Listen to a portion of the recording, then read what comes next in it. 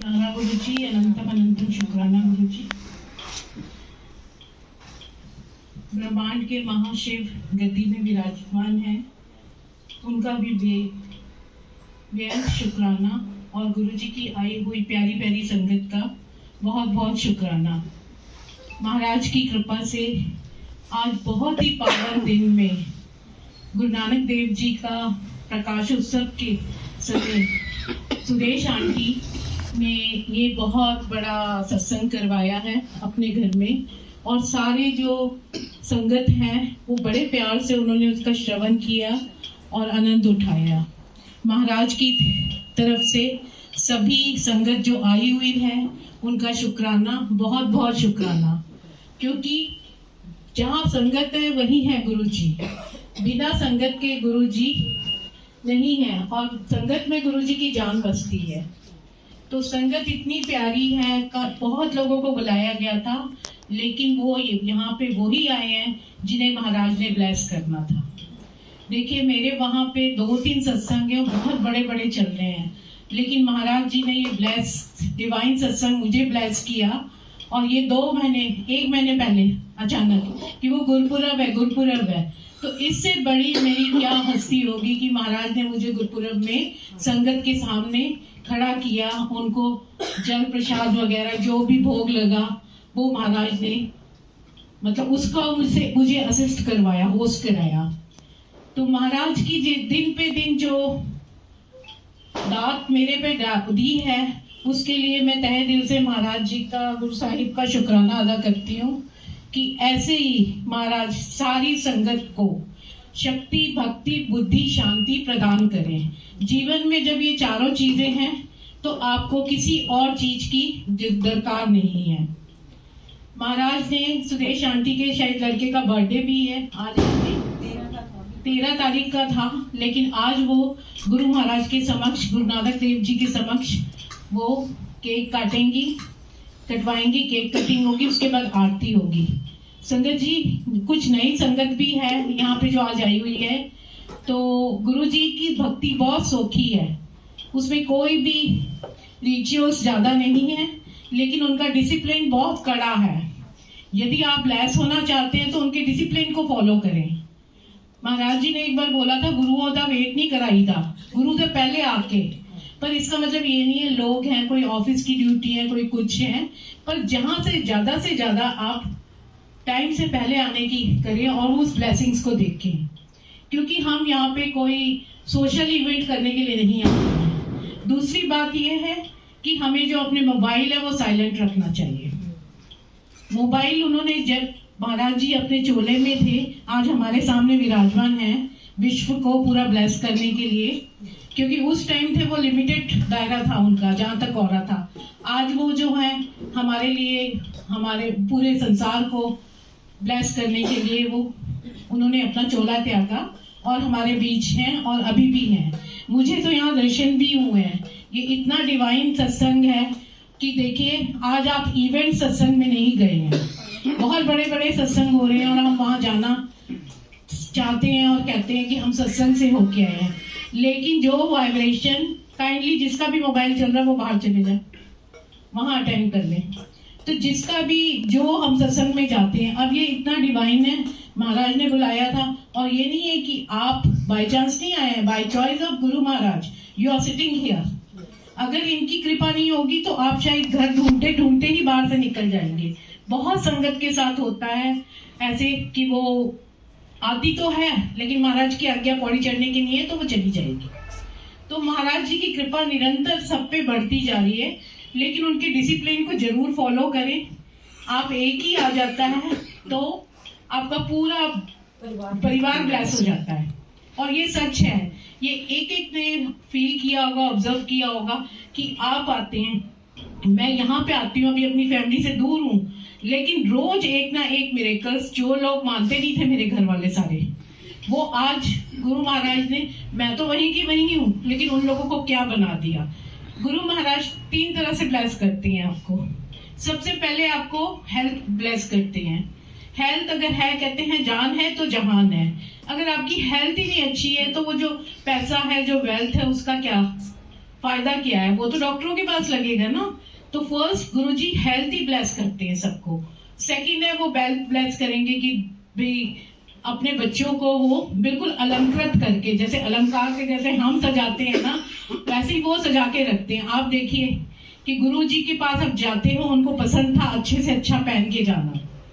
और जितनी भी गुरु की संगत है, मैं कहती हूँ सभी का यही है कि जब से हम गुरुजी के सत्संग में जाने लगे, हम मतलब तैयार होके जाते हैं, हमारे नए कपड़े कैसे बन जाते हैं हमें तो पता ही नहीं चलता। बोलो है या नहीं बात? सबके पास है ना? तो महाराज की कृपा इतनी है कि वो कहते हैं कि बस तुम लोग आते रहो, मुझसे ब्लेसिंग्स लेते रहो, और इनके पास आए, इनको कुछ ना बोले। देखो गुरु और ईश्वर हमारी भी तो परीक्षा लेता है ना।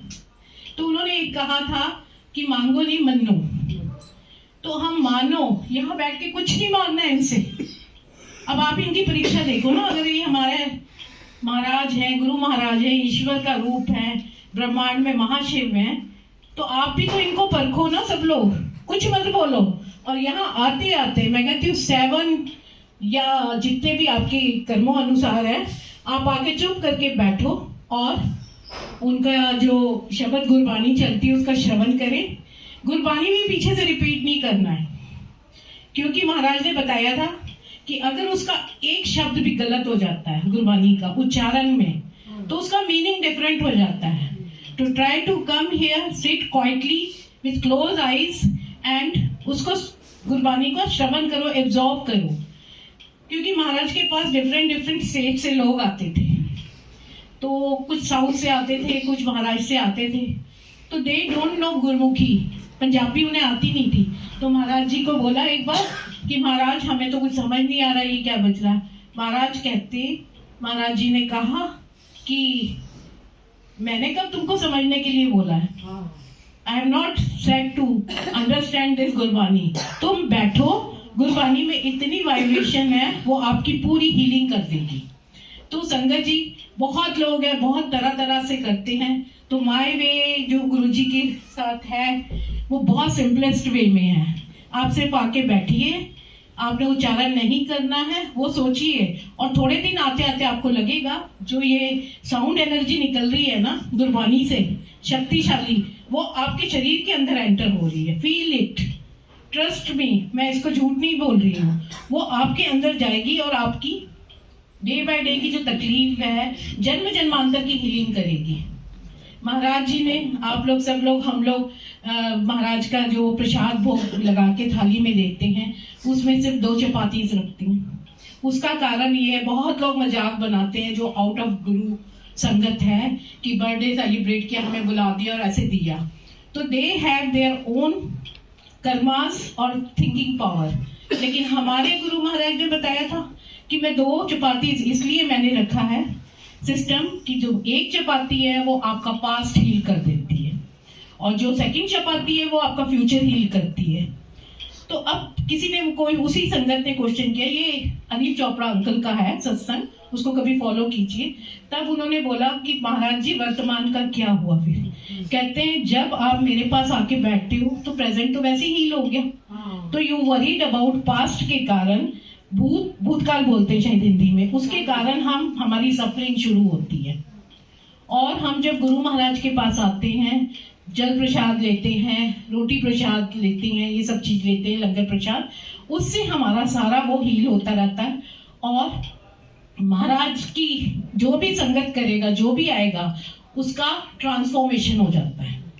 आप वही हैं, आपका रीति रिवाज भी वही है, लेकिन वो ट्रांसफॉर्म कैसे करेंगे कि आपकी थॉट प्रोसेस जो चल रही है उसको ट्रांसफॉर्म कर देंगे। महाराज ने एक बहुत बड़ा सूत्र बोला था खुश रहने का, अपने आप को हील करने का, that was the ABC, never abuse anyone. किसी को भी किसी चीज के लिए आप ब्लेम मत करें। आप ब्लेम करते हैं, अगर मैंने इनको धक्का दे दिया तो ये मेरी है ना, लेकिन वो ब्लेम करेंगे उसने मुझे गिरा तो मैं गिर गई, लेकिन वो सब प्री डेस्टाइन था, इनको चोट लगनी थी थोड़ी बहुत, लेकिन इन्होंने मुझे ब्लेम कर दिया। तो महाराज जी ने हमें वो उस तरह से हमारी सोच जो है उसको बदला। ए से, बी से कहा था कि ब्लेम मत करिए, ए से कहा था अब्यूज मत करो। कोई गाली मार रहा है तो आपको कोई जरूरत नहीं गाली देने की, वो उसके कर्म बन गए। आप तो शांत वाहिगुरु वाहिगुरु जो भी आप कहते हैं ईश्वर का नाम लेते हैं वो कहिए।